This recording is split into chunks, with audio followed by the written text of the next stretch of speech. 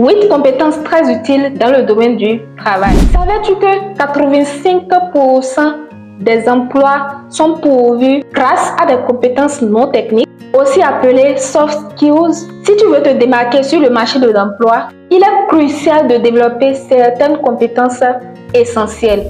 Salut à toi, dans cette vidéo, je vais te présenter 8 compétences très utiles qui peuvent transformer ta carrière. Reste jusqu'à la fin parce que la 7e et la 8e compétence sont les compétences les plus importantes, les compétences à ne pas rater. Avant de commencer, abonne-toi, active la cloche de notification et lâche-moi un pouce bleu pour me soutenir.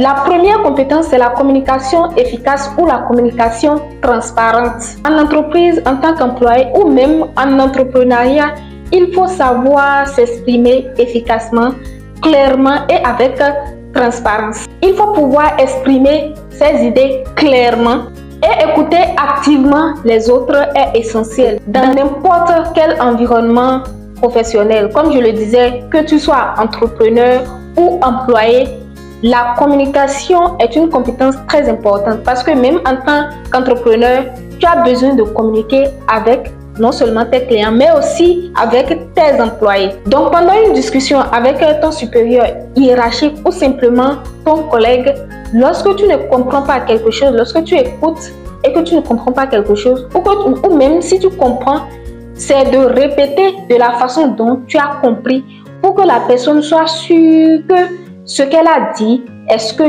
toi aussi tu as compris. Donc, il faut être transparent, clair. Et lorsque toi également tu parles, c'est de pouvoir utiliser des termes simples, redits avec plusieurs synonymes pour que la personne comprenne, pour ne pas créer des ambiguïtés.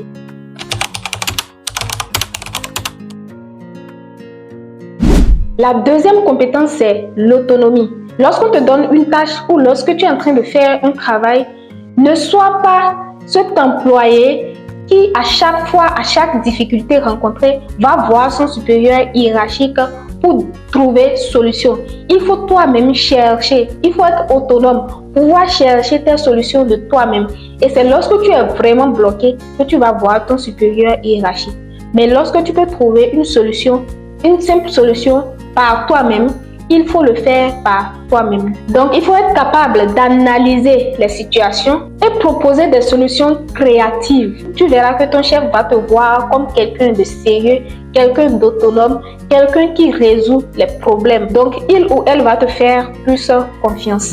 La troisième compétence, c'est l'esprit d'équipe. Tu sais, à l'école ou à l'université, on nous a formaté l'esprit de travailler seul ou l'esprit de compétition. Donc ça fait que lorsqu'on est dans le milieu du travail, on a tendance à croire que c'est le même milieu et qu'il faut faire chemin seul. Ou lorsque on a des idées, il faut les garder pour soi, ne pas les partager pour que tes collègues ne te dévancent pas. Ce n'est pas la concurrence, il faut pouvoir travailler ensemble. Bien sûr, il y a des réserves à avoir, il y a des choses à ne pas dire dans le cadre du travail, mais dans le cadre d'un travail d'équipe, il faut pouvoir collaborer avec les autres. Il faut pouvoir partager ces informations, ne pas garder les informations pour soi et dire que voilà, c'est moi qui les ai, c'est moi qui ai ces informations-là pour pouvoir les relayer ou bien être le premier à le dire à votre supérieur. Ce n'est pas ça, il faut pouvoir travailler en équipe. La quatrième compétence, c'est la gestion du temps. Savoir prioriser vos tâches et respecter les délais est crucial pour maintenir une productivité élevée. J'ai fait une vidéo que vous pouvez trouver ici où je parlais de la gestion du temps. Et ce n'est pas seulement dans le cadre universitaire, ce n'est pas seulement dans le cadre des études. C'est également dans le milieu professionnel. Il faut pouvoir bien gérer ton temps. Il faut pouvoir manager ton temps et faire des actions en fonction des priorités. Tout est expliqué dans cette vidéo. Je t'invite à aller regarder, visionner cette vidéo après avoir regardé celle-ci. Tu seras bien vu par ton employeur en tant qu'une personne organisée, en tant qu'une personne qui respecte les délais. La cinquième compétence, c'est la responsabilité. Il faut pouvoir être responsable de tes actes et également du travail qu'on t'a donné. Je donne un exemple. Lorsque, au cours de ton travail, d'un travail qu'on t'a donné, il y a un matériel qui est gâté face à une de tes mauvaises manipulations, il faut pouvoir être responsable et reconnaître ton erreur et reconnaître que c'est de ta faute et ne pas forcément condamner le fait que le travail a été dur, c'est pour ça le matériel est gâté. Et également, lorsque dans le cadre d'un travail collectif, quelque chose s'est mal passé ou que l'objectif n'est pas atteint, il faut pouvoir reconnaître ses responsabilités et ne pas forcément rejeter la faute sur quelqu'un qui n'a pas bien fait son travail. La sixième compétence, c'est l'adaptabilité. J'espère que j'ai bien prononcé. Et cette compétence, l'adaptabilité, c'est de pouvoir s'adapter, comme le mot le dit, à n'importe quelle situation. Dans un environnement de travail, tout est en constante évolution, surtout pour des personnes qui sont sur le terrain, qui font des activités de terrain comme moi. Tu es constamment appelé à t'adapter à plusieurs situations parce que tu fais face à des humains, face à plusieurs cultures. Donc, il faut pouvoir s'adapter en fonction des personnes que tu as, en fonction de ton environnement. Donc, en gros, il faut être flexible et ouvert face à différents changements. Dis-moi en commentaire l'environnement le plus dur dans lequel tu as pu t'adapter et comment tu as pu faire face aux difficultés. La septième compétence, c'est la compétence numérique. Dans un monde de plus en plus numérique, être à l'aise avec des outils technologiques et des plateformes en ligne est indispensable. Donc, en fonction du travail, il y a forcément des plateformes que tu dois maîtriser dans le cadre de ton travail. Mais en dehors de ça, il faut pouvoir maîtriser plusieurs autres plateformes qui peuvent aider ton entreprise à évoluer, qui sont utiles pour ton entreprise. Et là, lorsque l'entreprise aura besoin de quelqu'un, tu seras disponible pour faire le travail. Donc, les outils basiques, vous savez déjà, il y a Word, il y a Excel, il y a PowerPoint, en tout cas, tout le système Windows, tous les outils, comment envoyer des messages en automatique. Il faut pouvoir maîtriser également toutes ces plateformes de réunion en ligne, Zoom, Teams, Jitsi Meet. Il y en a plusieurs. Vous pouvez faire les recherches et maîtriser.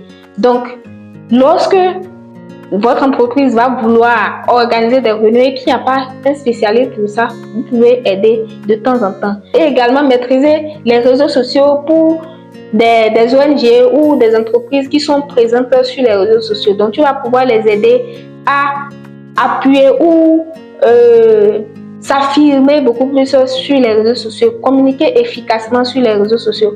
Donc, si tu as des compétences en copywriting ou en community manager, tu peux gérer les réseaux sociaux de ton entreprise s'il n'y a pas quelqu'un pour le faire. Parce qu'il faut noter que en fonction de l'entreprise, de la grandeur de l'entreprise, il y a des personnes spécialisées pour ça. Il y a des personnes qui sont vraiment recrutées pour faire ce travail. Et la dernière compétence, c'est le respect. Il faut être respectueux, quel que soit l'endroit où tu es. Et même si ce n'est pas seulement dans le cadre du travail, dans le cadre professionnel, il faut toujours être respectueux. Dans le respect, on a plusieurs choses. On a salué, la salutation en Afrique. Chez nous, on sait que c'est important.